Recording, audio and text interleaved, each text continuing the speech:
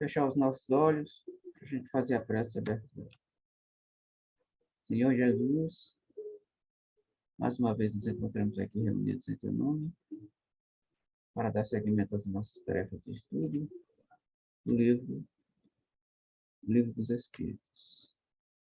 Senhor, agradecemos a tua presença, a presença dos mentores espirituais que estão conosco e nos ajudam nesse trabalho. Rogamos, Senhor, que essa tua paz e a tua bênção nos envolva neste instante, também aos companheiros do grupo que não puderam chegar até aqui hoje. Também, Senhor, te rogamos pelo nosso planeta, que está passando por uma fase bem complicada, principalmente, Senhor, na China. Dá um pouco mais de assistência lá, Senhor, a fim de que aquele povo diminua esse sufoco, essa pandemia. Sendo assim, Senhor, nesse estado de paz, harmonia e tranquilidade, pedimos a tua permissão para dar por iniciado o trabalho da noite, rogando que a tua paz e a tua bênção permaneçam conosco, hoje, agora, amanhã e sempre. Que assim seja. Vamos lá. Conhecimento da lei natural. Questão 619. A todos os homens facultou Deus os meios de conhecerem sua lei, sua lei? Resposta.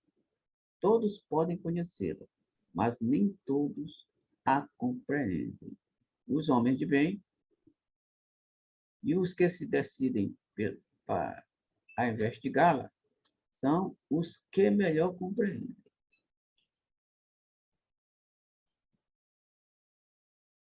Todos, entretanto, a compreenderão um dia, porquanto forçoso é que o progresso se efetue.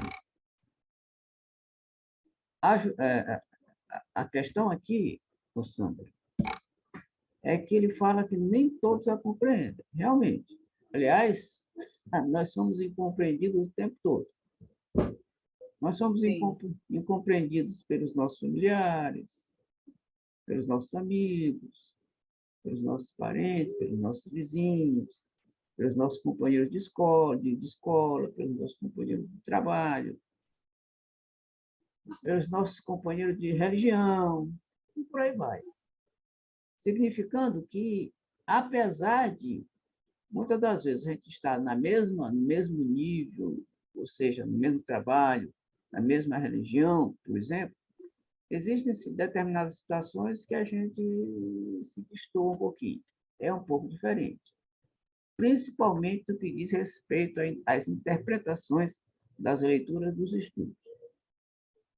Então, ora, se nem todos a compreendem, tem uma coisa interessante com relação a isso, quando eu estou lendo aqui a resposta. Jesus, aliás, os grandes missionários da história da humanidade sempre foram incompreendidos. Tanto foram incompreendidos que foram perseguidos, caluniados, achicalhados, mortos, sacrificados, etc., etc. Porque não entendiam o que eles queriam dizer com a sua missão. Vamos exemplo. O maior de todos, Jesus.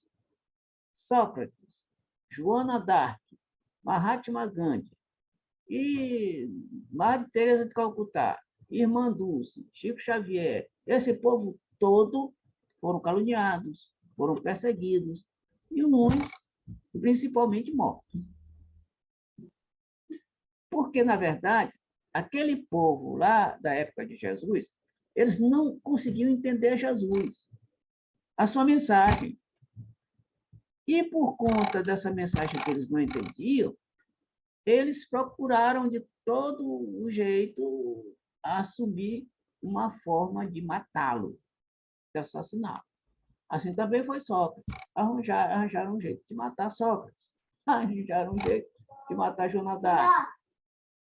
Arranjaram um jeito de matar Mahatma Gandhi. Aí, por aí vai. Muitos grandes missionários. Paulo, por exemplo, também. Paulo de Tarso, Pedro. Todos eles foram sacrificados, foram perseguidos e assassinados. todos eles assassinados. Então, por tudo, simplesmente por falta de compreender. E esses grandes missionários sempre traziam algum ensinamento divino. E esses ensinamentos divinos são incluídos nessa lei aqui, que é a lei natural. E por isso incompreendidos. Cara, se Jesus foi incompreendido, se até Deus é incompreendido até hoje, imagina nós, pessoas comuns, líderes religiosos, líder de qualquer tipo, líder da escola, líder da religião, líder do trabalho, líder da brincadeira, líder de qualquer tipo de líder, de liderança. Essas pessoas são sempre incompreendidas, mal interpretadas. Este aqui é o verdadeiro sentido da coisa. Mal interpretadas e incompreendidas. Comentários de Kardec à questão. A justiça das diversas encarnações do homem é uma consequência deste princípio, pois que, em cada nova existência, sua inteligência se acha mais desenvolvida e ele compreende melhor o que é bem e o que é mal. Se numa só existência tudo lhe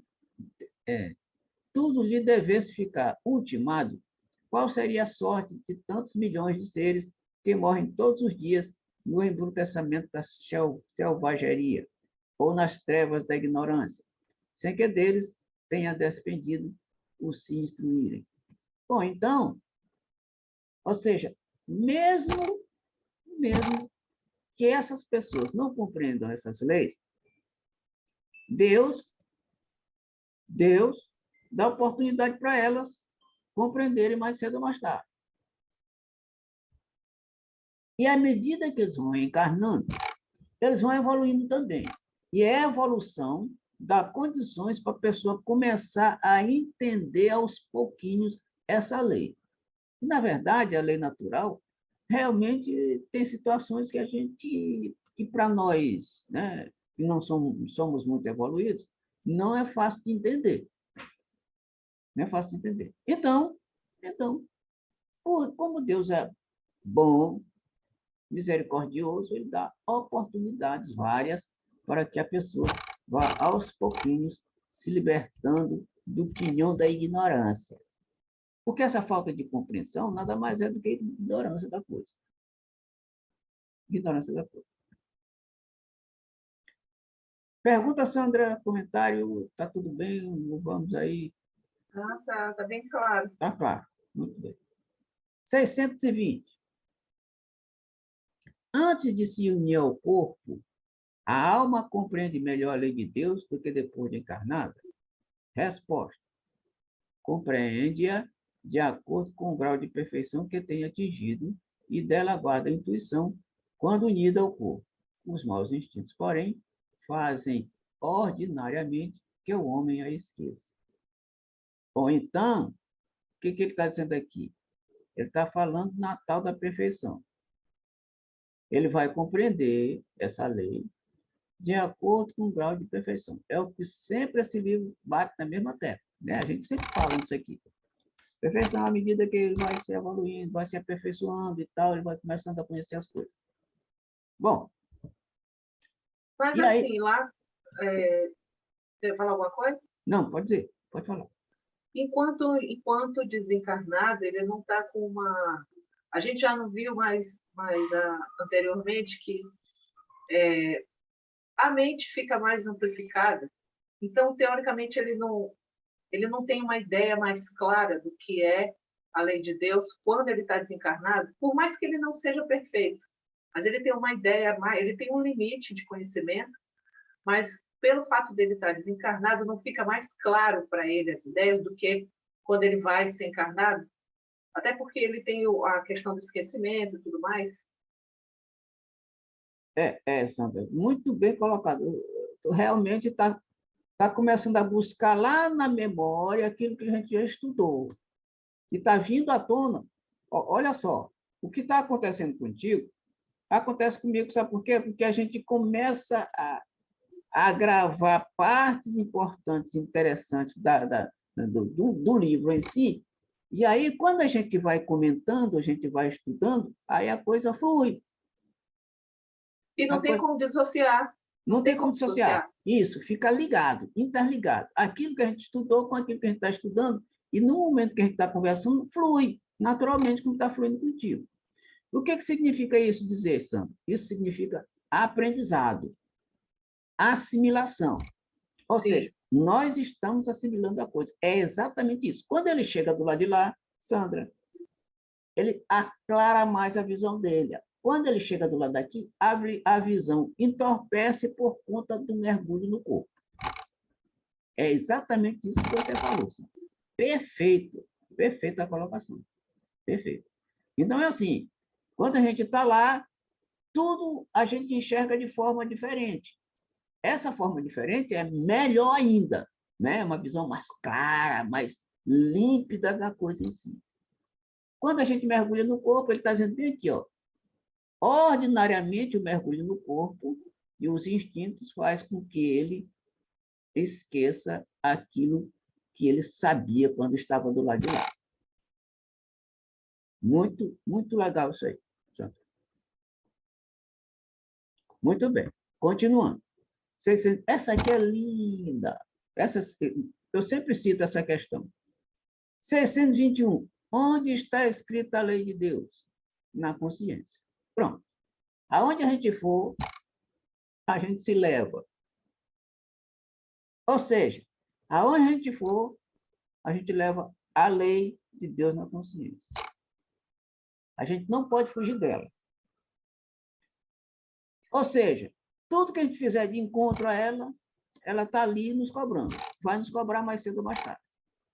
por isso que às vezes se dá o arrependimento, a culpa, se dá nem é tanto pelo castigo, mas é porque ela se toma, a consciência fica mais clara de que o determinado comportamento foi errado. Isso. Ela consegue enxergar, consegue sentir isso dentro dela. Interessante. Essa questão eu já conhecia, inclusive por conta das suas palestras. Eu sempre cito essa questão e algumas outras aí que são notórias, elas são chaves, são questões chaves do nosso entendimento da coisa. Então, é isso que acontece. Essa lei divina está aqui, ó, na nossa consciência. Quando a gente vai de encontrar ela, no momento, né, principalmente quando a gente faz alguma coisa boa, gostosa de fazer, mas se é errado, a gente, né, vai só vai só escondendo, justificando as nossas falhas, o nosso comportamento e tal, mas chega um momento em que ela vai nos acusar. Chega um momento que ela vai nos acusar e aí a gente toma consciência, aí entra no arrependimento, e esse arrependimento vai fazer com que a gente entre no estado de reparação e depois no estado de expiação. Esses três, arrependimento, reparação e expiação, são os três elementos que vão nos tirar da culpa daquele erro que nós cometemos anteriormente. Porque a consciência é o nosso tribunal de acusação. Ela que nos julga. Não é Deus que nos julga, não. É a consciência. A lei é a consciência que nos julga. Diante da lei. 621A. Visto que o homem traz em sua consciência a lei de Deus, que necessidade havia de lhe ser ela revelada? Resposta. Ele a esquece, esquecera e desprezara. Quis então Deus que lhe fosse lembrar. Então, isso aqui é apenas uma condição para lembrar da gente que existe essa lei. Lembrar de vez em quando, porque aí a gente se esquece por conta da imperfeição e por conta da influência do corpo. A gente vai esquecendo, tá? Às vezes, quando Deus nos dá, a lei nos dá uma cutucada. Acorda, menino, está dormindo? 622. Confiou Deus a certos homens a missão de revelarem a sua lei? Resposta. Indubitavelmente. Em todos os tempos, houve homens que tiveram essa missão. em todos os tempos. São espíritos superiores que encarnam com o fim de fazer progredir a humanidade. Eita, que maravilha isso aqui! Essa resposta é um espetáculo. O que ele está dizendo? Sempre existiu missionários. Sempre existiram missionários. E esses missionários trazem a missão, missionário, missão, né? Redundância, trazem a missão de fazer a humanidade progredir. Estes missionários são os ministros de Deus para que aquilo que está determinado pela divindade seja cumprido. Seja cumprido de acordo com o gosto, com o interesse do maior de todos, que é Deus. E esses ministros vão nomeando os seus secretários, e os secretários os seus secretários, até chegar na ralé, até chegar nos mais imperfeitos. Para que aquilo que está determinado pela divindade seja cumprido à risca. Nada sai do contexto. Ninguém atrapalha esse progresso. Ninguém, nada pode atrapalhar. Porque o maior não quer. Se o maior não quer, qualquer menor não pode atrapalhar. Pode tentar, mas não vai atrapalhar, que é diferente.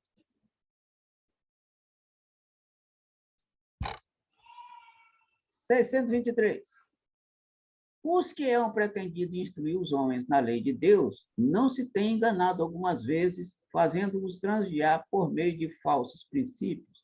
Essa questão é boa. Resposta: certamente. Eu vou grifar isso bem aqui. Certamente, a resposta. Hão dado causa a que os homens se transviassem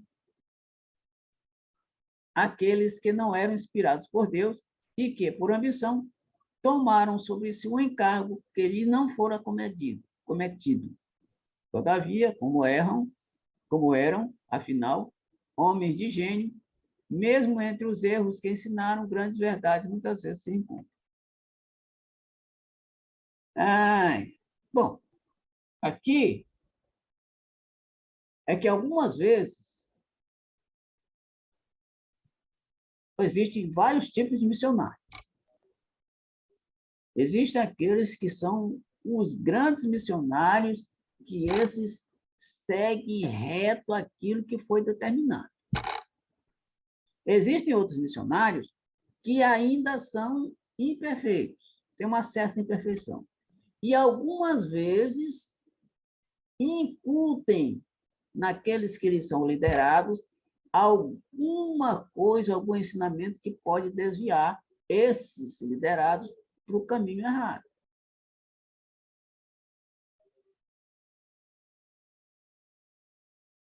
Vamos, exemplo, João de Deus.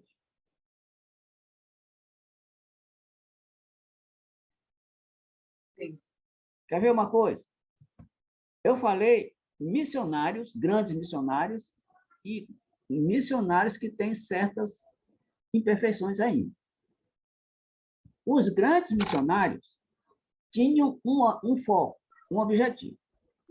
E este foco, para eles, acontecesse o que acontecesse, eu repito sempre isso, acontecesse o que acontecesse, eles tinham que atingir aquele foco.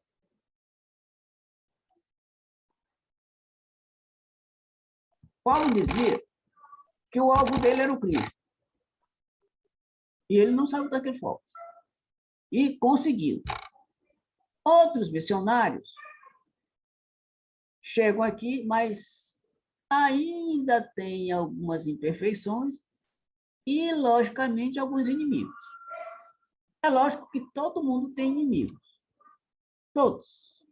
Até Deus tem, Jesus tem, imagine os outros. Né?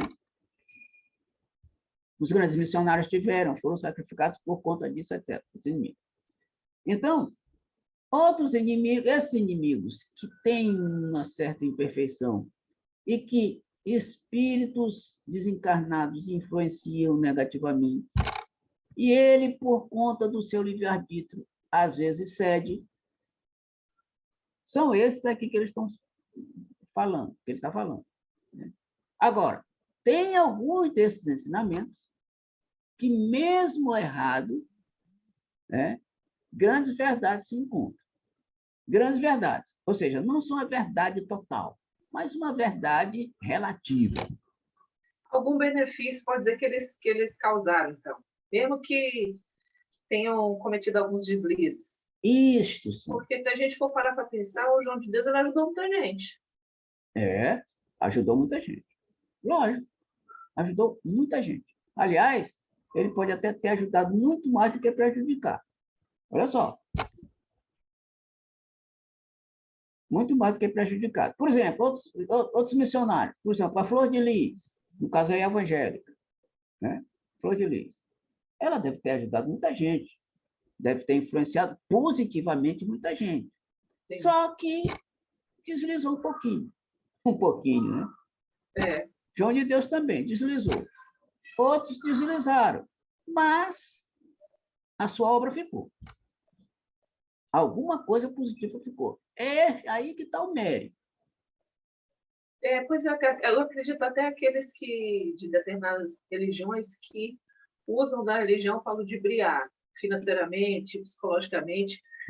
Até neles, eu acho que eles, mesmo que não seja a intenção, o foco deles não seja esse, eles conseguem beneficiar as pessoas. Porque se eu vou atrás dele, é porque eu quero algo bom para mim. Só que eu posso estar com a cabeça não tão equilibrada, que aí eu acabo por me seguir determinados posicionamentos que são de cunho financeiro, achando que porque eu dou dinheiro, eu vou ter um benefício. Mas dentro dele, ele quer o benefício espiritual. Ele só está sendo desvirtuado. Certo. Sandra, então, continua. Está ruim o áudio? Não, tá bom, tá ótimo. Pode continuar. Eu troquei o fone. Pois então, por conta da pessoa, do livre-arbítrio, ela acaba que se beneficia. Mesmo que o líder religioso não queira isso, não tenha esse intuito principal, digamos assim. Ele ajuda indiretamente. Muito bem colocado, Sandra. Olha só. O que tu acabaste de falar aí, de reflexionar, Sandra, vem mostrar uma coisa para todos nós. Que todo mundo, mesmo imperfeito, tem alguma qualidade. Sim. E esta qualidade que tem, essa pode ser uma que tiver, essa ainda pode ajudar algumas pessoas.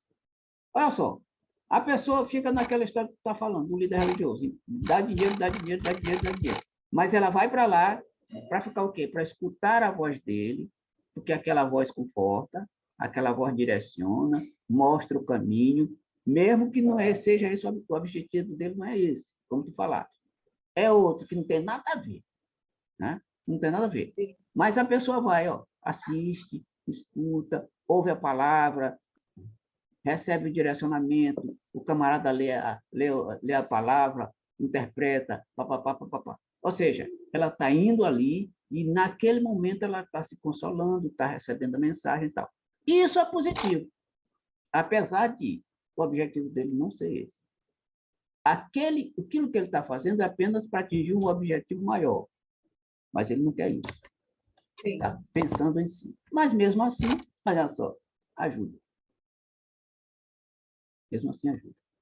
Bom, aí, Sandra, cai naquela história da parábola dos talentos. Essa parábola todo mundo conhece. E eu vivo repetindo ela em todo lugar que eu vou, quando a gente tira lá da cabeça, lá da memória, do subconsciente, porque encaixa no assunto. A gente vai buscar, Sim. Lá no subconsciente. Encaixa. O que é que diz aí a parábola? Um homem chegou para os seus servos e distribuiu os seus bens. 5 para um, 2 para outro e 1 para outro. E foi embora.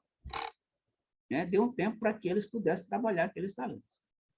Esses 3 elementos representam toda a humanidade, toda. Esses 3 representam toda a humanidade. Isso também querendo dizer que todas as pessoas humanas têm talentos, ou seja, têm qualidades. Uns têm mais qualidades, outros têm mediana qualidade e outros têm pequenas qualidades. Mas todos indistintamente têm. E aí cai, Sandra, na conversa da história do líder religioso, que só pensa no dinheiro, em se dar bem, mas, em compensação, ele tem uma qualidade de quê? Falar, saber se expressar. Olha a qualidade.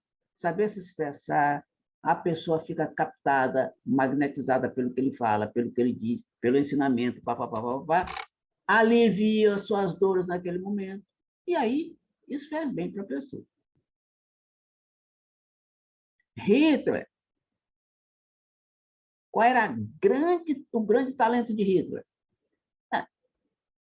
Falar e arrastar multidões. O que o camarada falava convencia multidões. Convencia multidões. E aí, arrastou multidões, mas esta palavra foi empregada para o mal.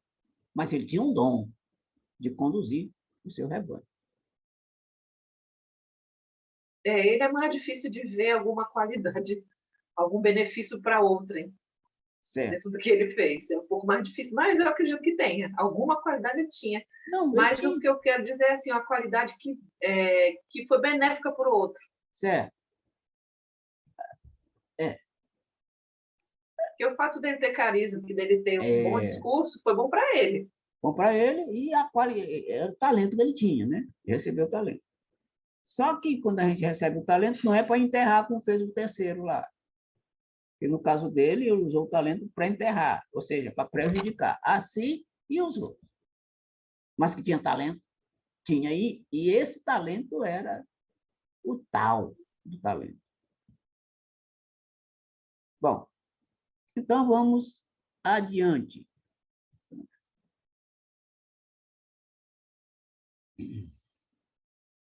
Esse tema é muito bom. Esse tema agora é muito bom. A lei divina é uma coisa maravilhosa. 624. Qual o caráter do verdadeiro profeta? Resposta. O verdadeiro profeta é um homem de bem, inspirado por Deus. Podeis reconhecê-lo pelas suas palavras, pelos seus atos. Impossível é que Deus se sirva da boca do mentiroso para ensinar a verdade. Pronto. Olha só. Aqui, o caráter do verdadeiro profeta, a gente reconhece pelas suas palavras e pelos seus atos. Principalmente pelos atos. Porque, olha só, diz o espírito meio Lúcio, através do Chico Xavier, ele diz uma frase maravilhosa que encaixa aqui. O exemplo, diz ele, é mais vigoroso do que a argumentação. Bom, repetindo, abre aspas. O exemplo é mais vigoroso do que a argumentação. Fecha aspas. Neil Lúcio, Chico Xavier. Ou seja, o exemplo é a melhor coisa que o camarada pode dar. Porque palavras a gente pode falar, mas fala uma coisa e pode fazer outra. Né? Fala uma coisa e pode fazer outra totalmente diferente. Então, verdadeiro profeta. Então, todo falso profeta pode ter belas e lindas palavras, mas as atitudes, eles tentam esconder, escondem, uma hora é desmascarado. Uma hora a casa cai. Uma hora a casa cai e a coisa muda.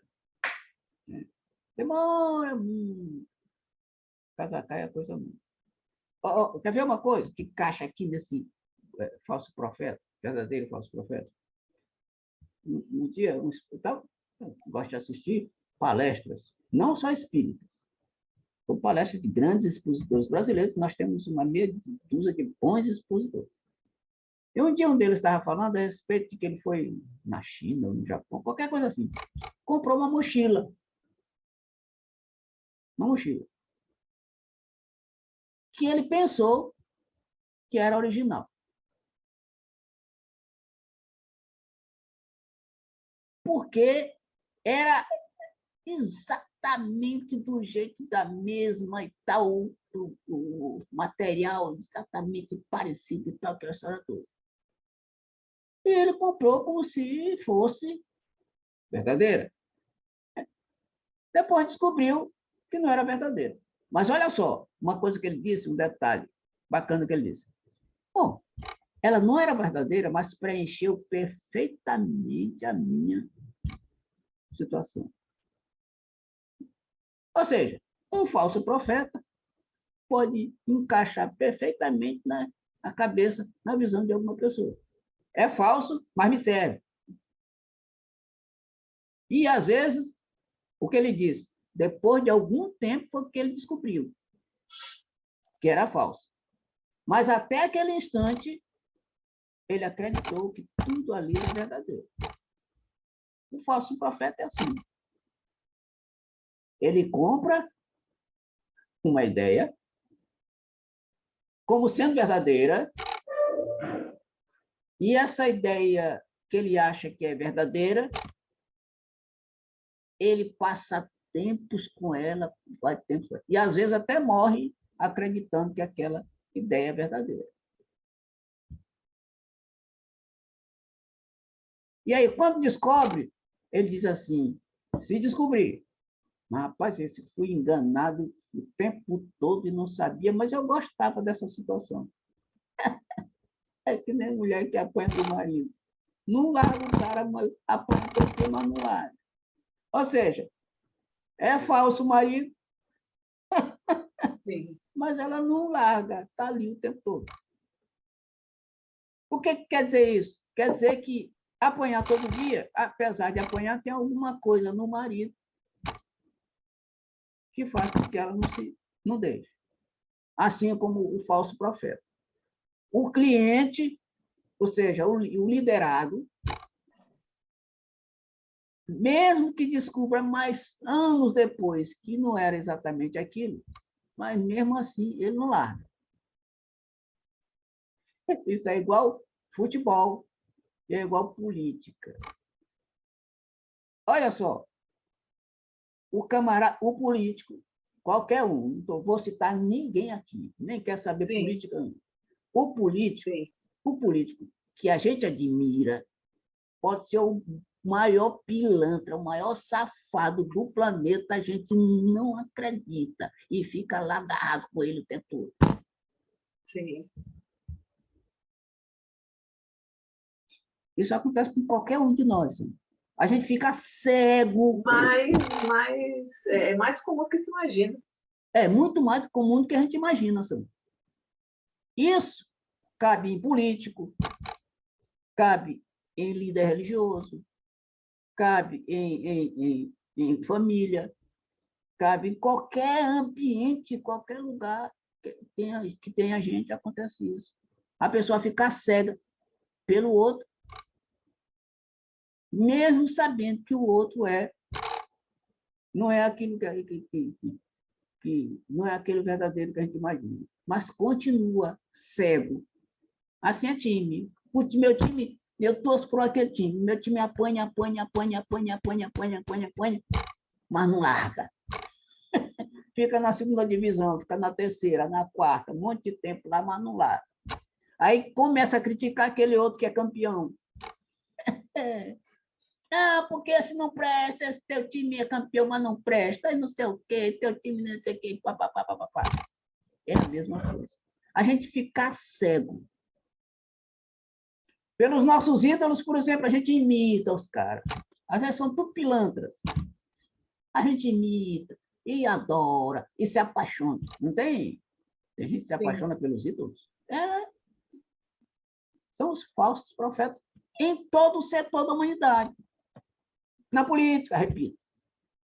Na religião, na música, no teatro, no cinema, no futebol.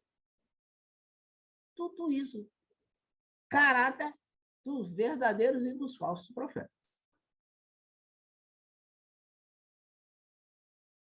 Outro dia, eu fui levar o carro para consertar ali uma Também coisa. acho que a reunião vai cair, mas se cair, a gente volta.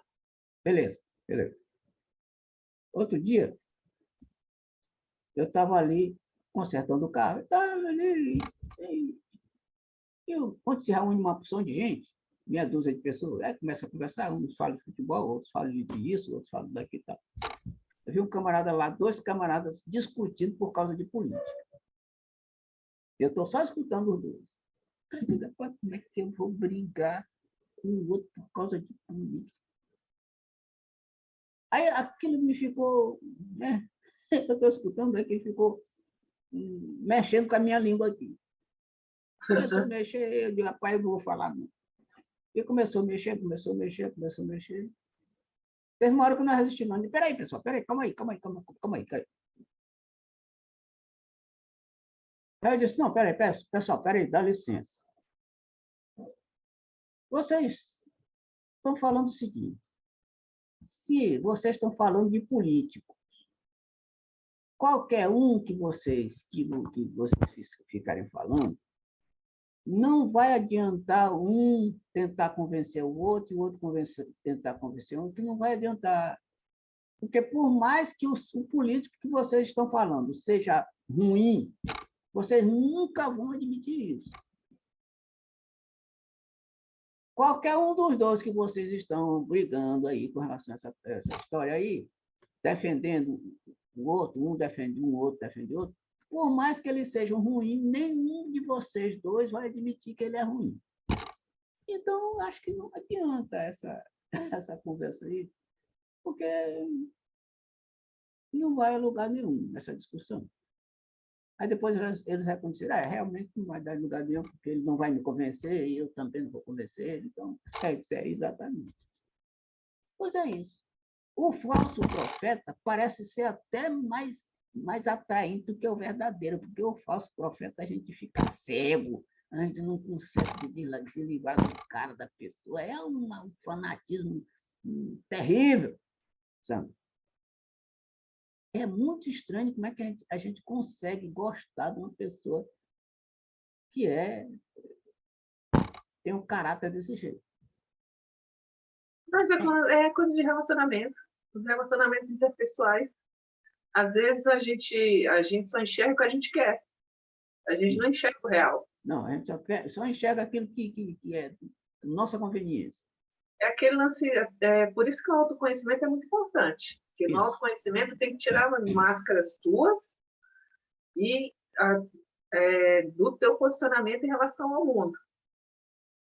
Porque a gente cria uma máscara para se comportar de acordo com o que é mais conveniente. Quando a gente derruba isso, a gente passa a ver tanto a gente como a nossa realidade, enquanto ser tem defeitos, e bastantes defeitos, quanto o mundo, que nem é aquela coisa boa, mas também não é aquela coisa ruim.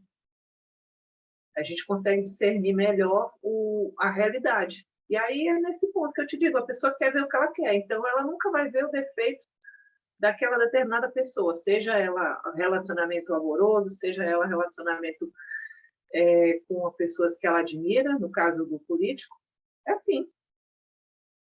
A gente tem essa tendência. A psicologia diz isso, que a gente tem a tendência de ver o que é melhor para a gente. Esquecer a realidade, independente que seja real ou não. Não é uma maravilha isso? O pior é que a gente fica brigando, dizendo que o outro está errado, não sei o quê. E a gente é mais fácil. É mais fácil apontar, é mais fácil do que apontar para si. Do que aceitar que o outro está certo. Porque a gente é orgulhoso de aceitar que o outro está certo. Por isso que tu, por exemplo, pode me dar quaisquer argumentos mais plausíveis, mais diretos, mais óbvios, mas se eu não quiser, se eu achar, para mim ele é bom mesmo. Não adianta, realmente. Não adianta me dizer que eu vou dizer que é bom, porque é assim que eu quero ver ele. Eu quero ver ele de acordo com a realidade que eu acho. Não é com a realidade que é. Verdadeira, isso. Verdade. O ser humano é muito doido, assim, muito complexo. É uma maravilha esse ser humano. É uma maravilha esse ser humano. É isso que acontece. Bom, muito bem. Essa aqui é outra que, junto com aquela 621, é que a gente precisa memorizar, Sandra. Aquela da Da consciência? consciência. Isso, Sim. lembrou bem. E essa daqui, 625. Qual o tipo mais perfeito que Deus tem oferecido ao homem para lhe servir de guia e modelo? Qual o tipo? Está aqui, ó. O tipo é esse, Jesus. Nós temos um monte de guias e modelos. A gente admira, repetindo, senhor político, senhor jogador de futebol, senhor religioso, seu fulano, o marido, a esposa, não sei o quê, não sei o quê. A gente começa a admirar. Somos nossos ídolos. Mas o ídolo de todos os ídolos é esse aqui, que a gente precisa admirar. Porque esse aqui não tem falhas. E tudo que disser está dito. Tudo que disser é correto. Porque aquele outro, nosso ídolo, pode nos envolver de forma negativa e a gente cai no buraco. São cegos, como diz Jesus, conduzindo outro cego. Sim. Aquele que é falso profeta, que conduz aquele outro que está seguindo ele, é cego também, porque não está enxergando ou não quer enxergar os defeitos dele. Mas esse aqui pode seguir com o olho fechado, que esse aí é o cara.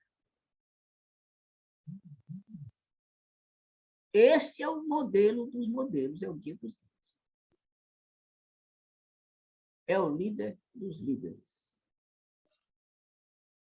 Então, quando a gente tiver em dúvida, qualquer dúvida que a gente tiver na nossa vida, em qualquer situação, vamos perguntar para ele. Vamos consultar este livro, que este vai nos dizer qual é o caminho certo a seguir. Tem uma determinada situação na minha vida que eu perguntei assim, me questionei. O que Jesus faria no meu lugar? Não é uma coisa tão fácil, não, sabia? É mesmo não, senhor? Porque a gente faz essa pergunta partindo do.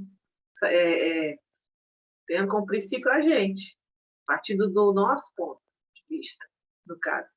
Certo. Então é complicado, porque se a gente for pensar, a gente vai dizer, não, Jesus faria assim, assim, assado. Mas assim, agir desse jeito é impossível para mim, não dá. Mas não dá porque eu sou orgulhoso, não dá porque eu sou egoísta, não dá porque é isso. Porque a E gente não Jesus não quer. era nada disso, pois é. Então a gente pensando assim, tem que seguir pelo menos um pouquinho dentro da nossa insignificância, porque seguir ele completamente é difícil, por É. conta do nosso nível. A gente está muito lá embaixo. É impossível, seguir do mesmo jeitinho é impossível. Mas, devagarzinho, a gente chega lá. Começar devagar. Porque até para chegar a essa conclusão é difícil você É pensar difícil. como ele pensaria. É Tentar difícil. pensar isso é um tanto quanto prepotente. Mas é um questionamento bom de se fazer, porque ele te incita a refletir. A gente reflete por uma coisa boa, mas dentro da nossa limitação já é algo bom. A autorreflexão é muito boa nesse sentido. E o que acontece quando a gente faz essa pergunta? A maioria das nossas respostas é contrária, porque a gente não consegue, Sim, a gente está indo pelo rumo errado. pelo rumo errado.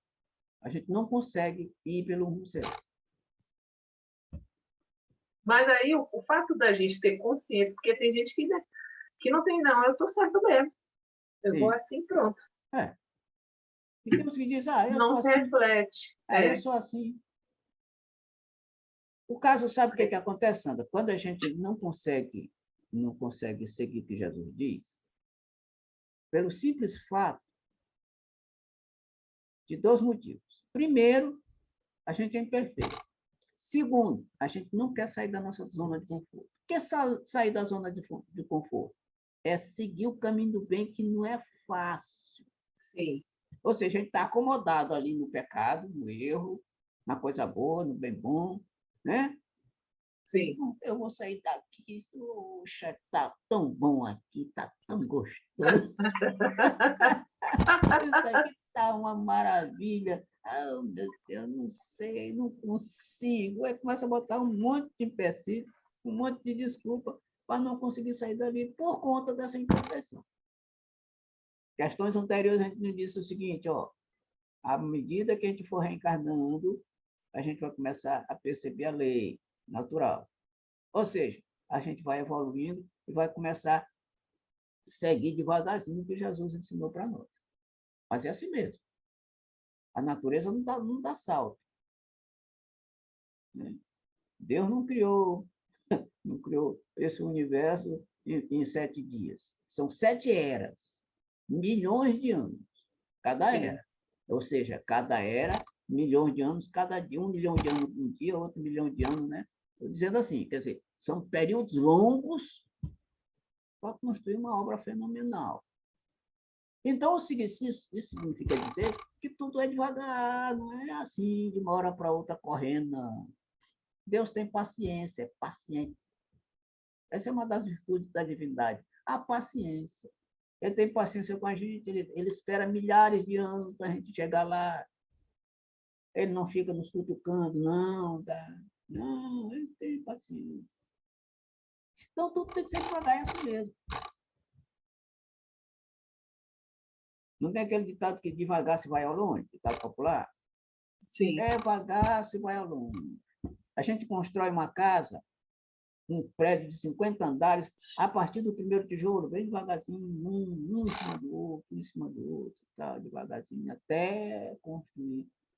Mas é assim, bem devagar. Essa nossa evolução é lenta, devagar. E a lei natural diz que tem que ser assim. Ela nos dá muitos exemplos que tem que ser bem lento, bem devagar. Não precisamos correr, nós temos a eternidade. Agora, temos que fazer esforço. Comentários de Kardec a respeito da questão. Para o homem, Jesus constitui o tipo da perfeição moral a que a humanidade aspira na Terra. Pronto, está aqui. Jesus constitui o tipo de perfeição moral a que a humanidade aspira na Terra. Deus nos oferece como o mais perfeito modelo. E a doutrina que ensinou é a expressão mais pura da lei do Senhor. Porque, sendo ele o mais puro de quantos têm aparecido na Terra, o Espírito Divino o animava. Oh, coisa linda! E o que os Espíritos estão... Aliás, o que Kardec está dizendo aqui nos comentários é que Jesus era inspirado diretamente por Deus. Inspirado. A gente poderia dizer, era médium de Deus. Jesus. Assim como Jesus era um médium de Paulo de Tarso, olha aqui, ó, o Paulo, né? Parece que Jesus guiava Paulo. Parece não, é certeza. Jesus guiava Paulo. Assim como, de vez em quando, a gente tem que fazer um paralelo. O Emmanuel guiava o Chico Xavier, Joana de Ângeles guia o Divaldo Franco, e assim sucessivamente. Mas tem guias e guias. Tem guias que são bem mais enérgicos, porque sabe que essa energia é extremamente boa para o seu liderado. Energia. O que foi que Emmanuel disse para Chico? Para que a obra tivesse efeito, seriam necessárias apenas 3 coisas. Primeira, disciplina. Segunda, disciplina. Terceira, disciplina.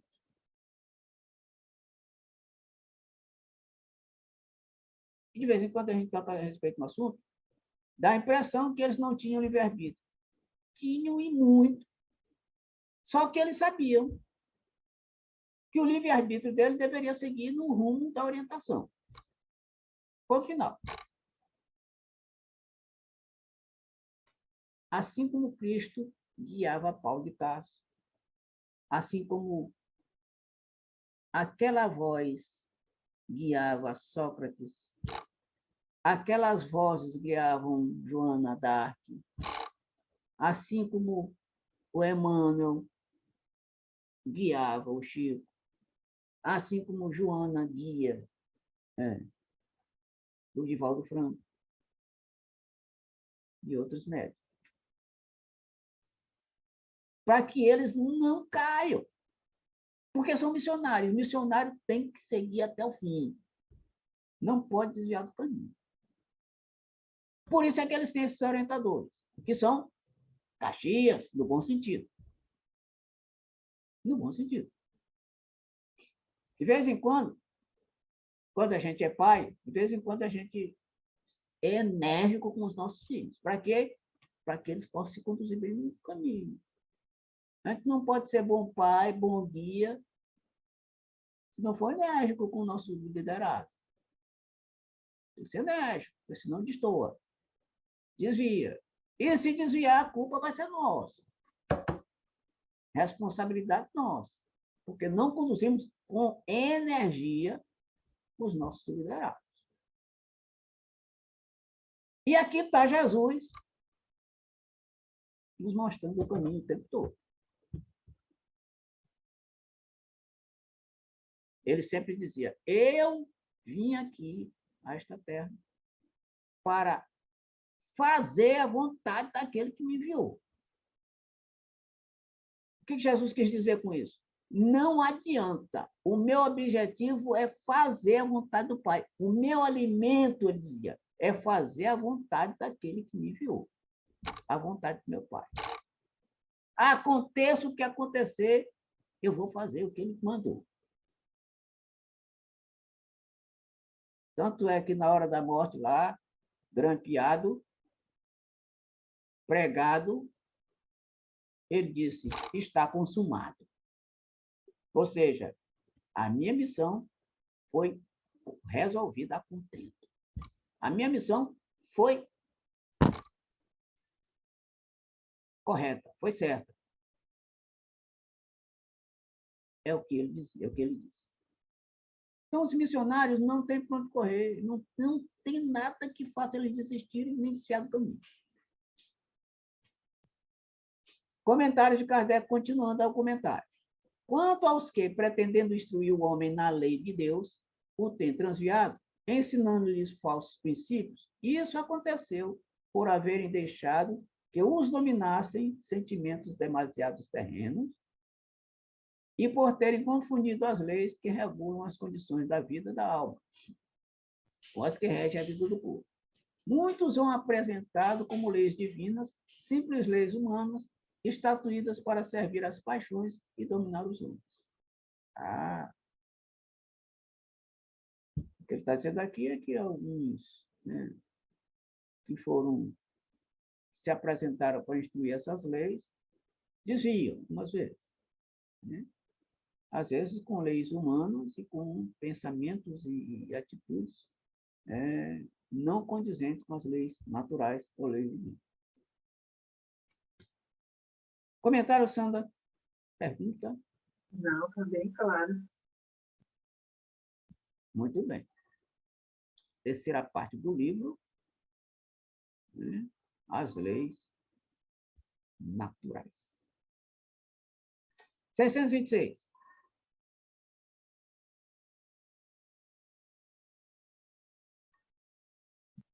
É a última. 626. Só por Jesus foram reveladas as leis divinas e naturais. Antes do seu aparecimento, o conhecimento dessas leis, só por intuição os homens o tiveram? Resposta. Já não dissemos que elas estão escritas por toda parte? Desde os séculos mais longínquos, todos os que meditaram sobre a sabedoria hão podido compreendê-las e ensiná-las. pelos ensinos, mesmo incompletos, que espalharam, prepararam o terreno para receber a semente. Estando as leis divinas escritas no livro da natureza, possível foi ao homem conhecê-las, logo que as quis procurar. Por isso é que os preceitos que consagram foram, desde todos os tempos, proclamados pelos homens de bem. E também por isso é que elementos delas se encontram, se bem que incompletos ou adulterados pela ignorância, na doutrina moral de todos os povos saídos da barbárie. Bom, então, essas leis divinas, elas são divulgadas, são espalhadas desde os tempos mais remotos. Desde lá, da antiguidade, já tinham gente se manifestando, já tinham líderes já proclamando as leis divinas. As leis divinas, às vezes até de forma grosseira, por conta mesmo da inferioridade dos seres humanos daquela época, mas eles começaram a jogar as sementinhas, ou, aliás, começaram a preparar o terreno para que a semente verdadeira fosse lançada no terreno. Preparando o terreno. Quando o terreno estivesse no ponto correto, no ponto certo de receber a semente da verdade, a semente da verdade, então, aí seria a oportunidade.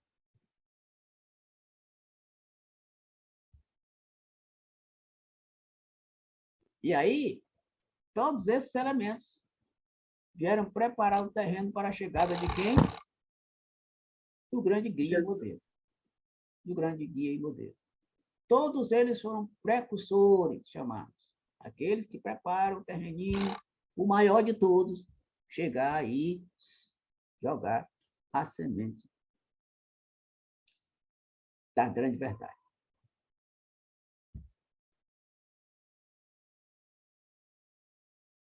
Comentários, Sandra? Perguntas?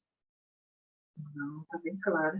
É como se as leis já estivessem aí e a gente que não quer ver também. Sim.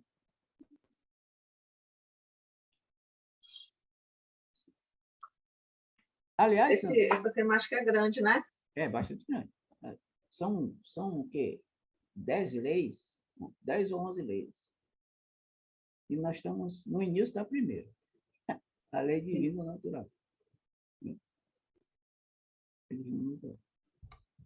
Ainda tem muitas outras aí que a gente ainda vai percorrer um bom terreno aí, até terminar esse incontável número de leis que esse livro nos apresenta.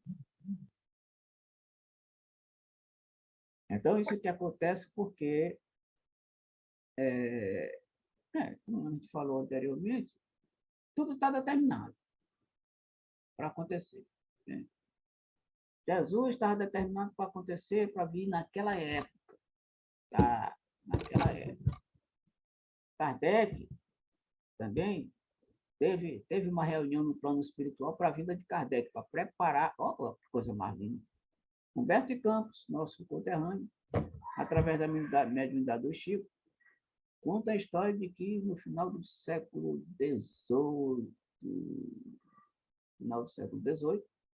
se reuniram uma pleia de grandes espíritos no plano espiritual, espíritos superiores, incluindo Sócrates, aqueles grandes mestres antigos e alguns agora mais atuais, se reuniram desencarnados. E alguns que ainda estavam encarnados aqui foram para essa reunião no plano espiritual. Preparar o terreno, né, e a apresentação de Kardec para aqueles que estavam ali naquela assembleia. Para que Kardec chegasse no início do século XIX. Isso foi no final do século XVIII. Né? No final do século XVIII, se reúnem esses espíritos e Kardec é apresentado na reunião, desce do plano maior, todo iluminado, segundo o comentário de Humberto de Campos, através do Chico. Todo iluminado. Né? E aí é apresentado para aquela assembleia.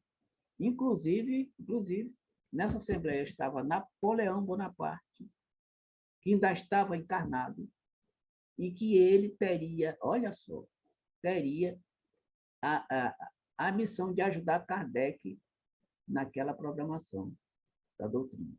Só que Napoleão, quando voltou aqui, no plano espiritual, material, aí esqueceu tudo e deu no que deu. Né? Nem passou perto de Kardec. Mas ele teria que ajudar Kardec nessa missão. Mas como ele não ajudou, outras pessoas que estavam envolvendo Kardec naquela época ajudaram e a coisa aconteceu. Ou seja, tem gente que está preparado, mas tem outros que estão preparados também.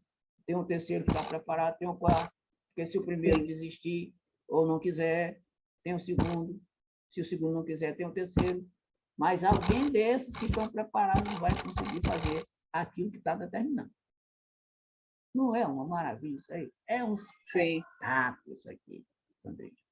Por isso que cada dia que eu faço, que eu estudo isso aqui, mais empolgado eu fico com essas coisas aqui. Muito bom. Bom, então vamos lá. Por isso que rende bastante nosso estudo. Rende muito, né? Rende muito, a gente fica empolgado, porque o negócio é muito gostoso, essa leitura, esses comentários, essas reflexões, com relação, logicamente, a o ensinamento,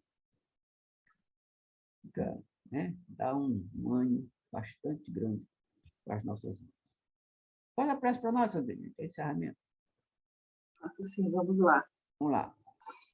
Senhor Jesus, nosso guia e modelo, nós te agradecemos a oportunidade que o Senhor nos dá, esse contato com a tua palavra, os teus ensinamentos.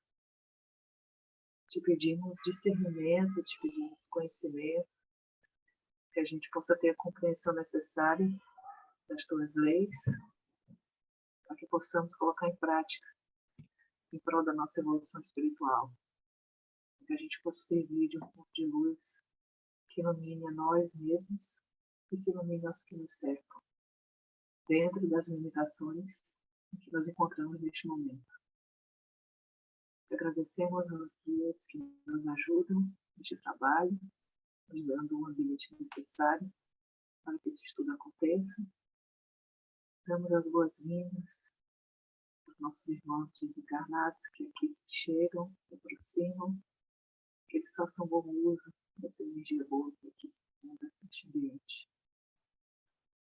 Pedimos também que essa energia boa circule agora a todas as pessoas que precisam de um pouco de paz espiritual, paz mental, que possa ter diminuído as dores físicas, as dores psicológicas e tanto aflige essa humanidade.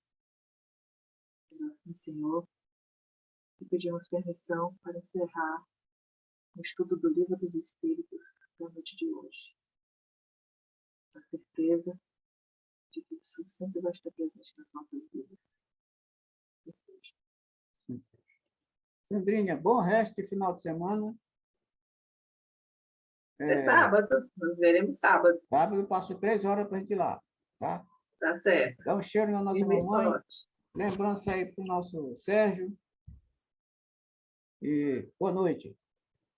Boa noite. A gente vai se falando. Caso precise de alguma coisa que eu possa ajudar também, aí tu vai me dizendo, tá bom? Tá ok, querido. Tá.